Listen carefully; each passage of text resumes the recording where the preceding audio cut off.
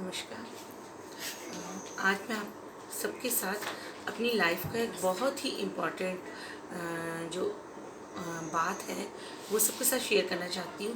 और मैं इसलिए वो बात शेयर कर रही हूँ क्योंकि आजकल ये जो प्रॉब्लम है वो हर किसी के घर में है। क्योंकि हर किसी के घर में कोई भी एक डायबिटिक पेशेंट होता ही है, चाहे वो टाइप 1 डायबिटिक हो और चाहे वो टाइप 2 डायबिटिक हो।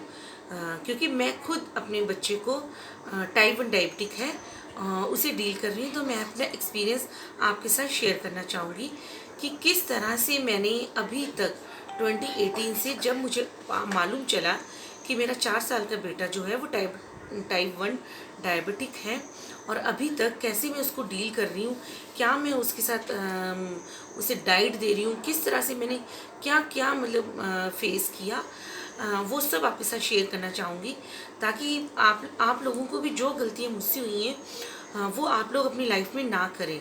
तो मैं आपको सबसे पहले मैं आपको अपने बेटे से मिलाना चाहूँगी जो टाइप 1 डायबिटिक है।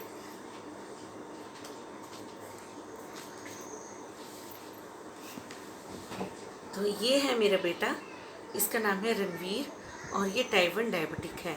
और साथ ही ये बहुत ही एक पॉजिटिव पर्सन भी है और बहुत ही इतना ज़्यादा सपोर्टिव है।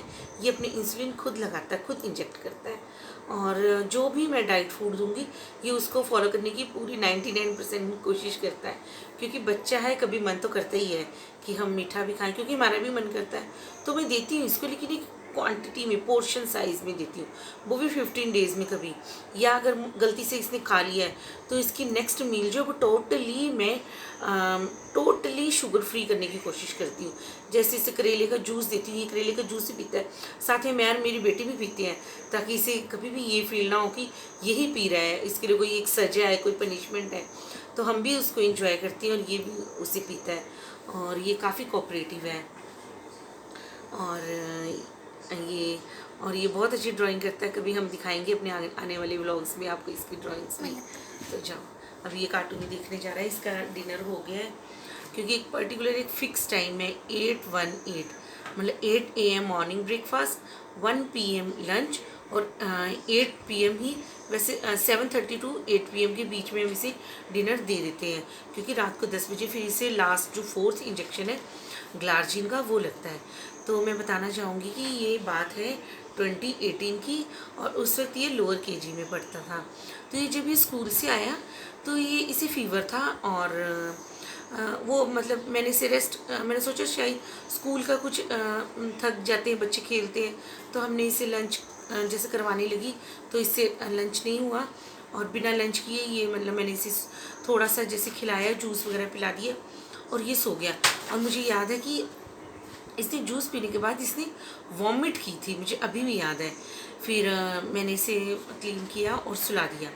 फिर इवनिंग होते होते इसका फीवर और बढ़ गया, तो मैंने इसे फिर अपने फादर को कॉल किया, तो मेरे फादर आए। फिर हम इसे यहाँ पे लोकल जो डॉक्टर है उनके पास ले गए, उन्होंने इसका फ़ीवर चेक किया तो इसका फ़ीवर था।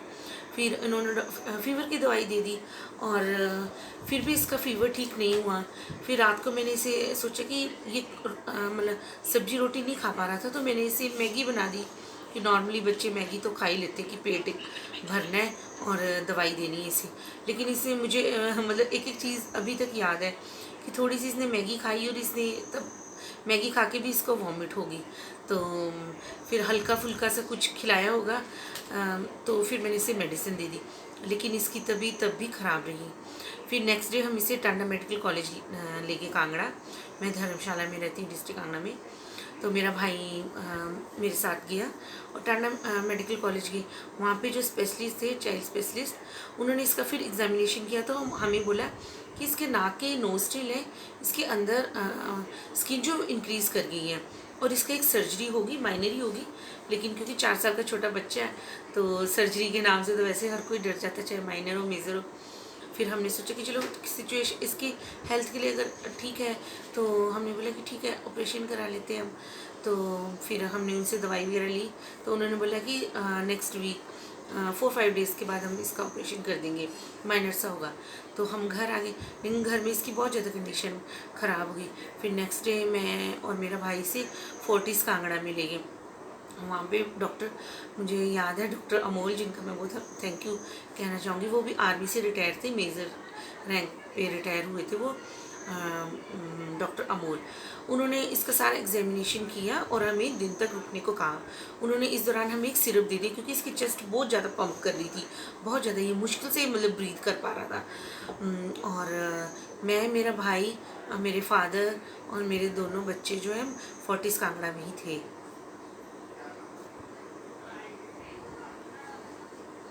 और जब फिर वो लंच करने चले गई, फिर लंच के बाद वो 3 बजे आए, तब इसकी कंडीशन मतलब दवाई से भी ठीक नहीं हुआ, तो उन्होंने रैंडमली इसका एक शुगर का टेस्ट कर लिया, स्ट्रिप से जो नॉर्मल उंगली में प्रिक करते हैं हम, उससे किया, तो इसकी शुगर उस वक्त 462 आई और बीपी इसका था 210।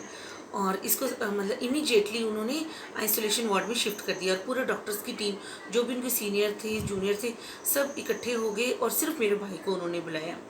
और मेरा भाई, मैंने बाहर से देखा दरवाजे से, और मेरा भाई रो रहा था, मिरर ग्लास था उस डोर पे, और वो रो रहा था, तो मैं बहुत ज़्यादा डर गई कि पता नहीं क्या हो गया, कि वो मतलब लड़के जब रोते हैं तो एक बहुत ज़्यादा स्केरी चीज़ हो जाती है। तो मैं भी रोने लगी, मेरे फादर भी बहुत डर गए, मेरी बेटी भी, कि पता नहीं क्या प्रॉब्लम होगी बेटे को, 4 साल का बच्चा है छोटा। फिर डॉक्टर ने बोला कि हाफ एन आवर आपके पास, आप जहाँ जो करना चाहते हैं आप कर लो।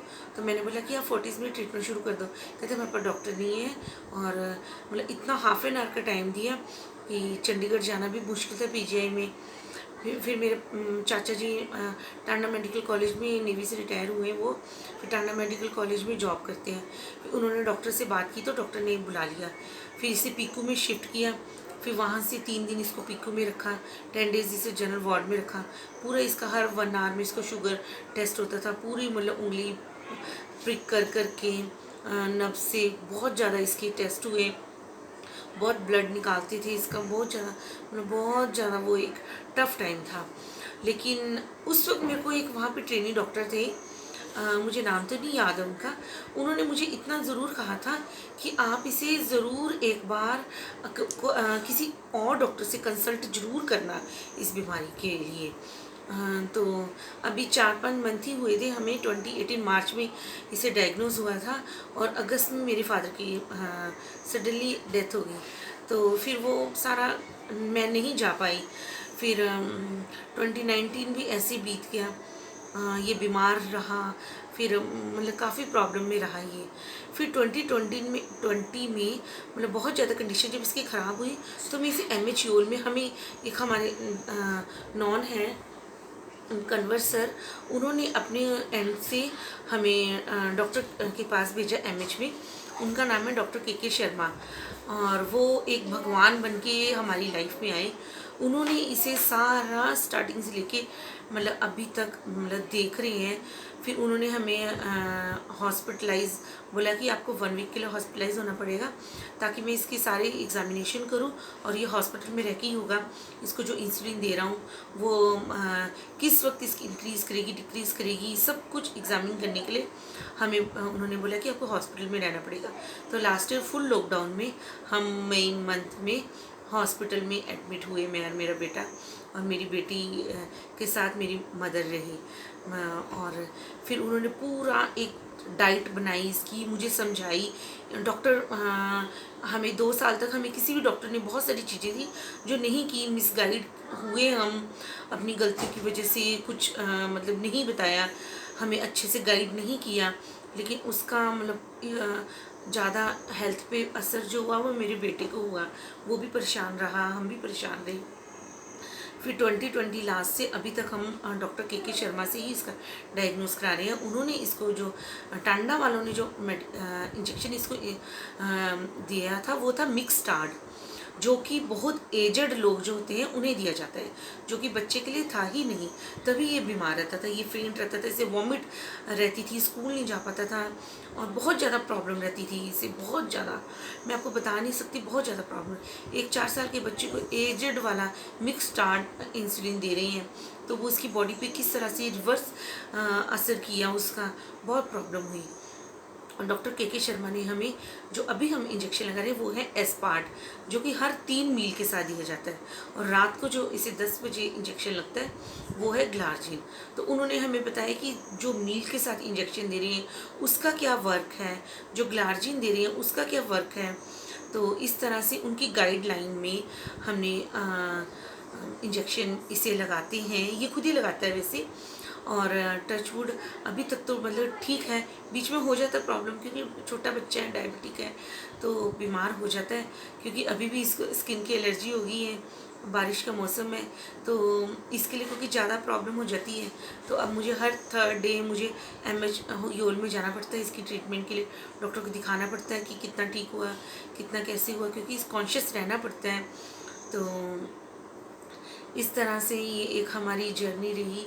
तो मैं एक्चुअली मैं ये वीडियो का ये सीरीज़ पूरा बनाना चाहती हूँ कि जो भी, और मैं चाहती हूँ कि जो भी इस वीडियो को देखें, आगे से आगे जिनके घर में डायबिटिक के पेशेंट हों उन्हें ये वीडियो मेरी आगे शेयर करें, उन्हें बताएं, ताकि किस तरह से मैंने जो गलतियाँ की हैं वो ना करें, और मैं किस तरह से डाइट अपने बच्चे को देती हूँ ताकि वो भी मेरी डाइट को फॉलो करें, उनके लिए हेल्पफुल हो। वो मुझे कुछ सजेशन बताएं कि कहाँ मैं गलती कर रही हूँ ताकि हमारे लिए हेल्पफुल हो। और मैं किस तरह से रेसिपीज़ बनाती हूँ, टोटली डायबिटिक फ्री बनाती हूँ, क्या उसको दे रही हूँ, क्या मेरा रूटीन है, वो सब मतलब मैं अपने वीडियोस के माध्यम से शुरू करने जा रही हूँ।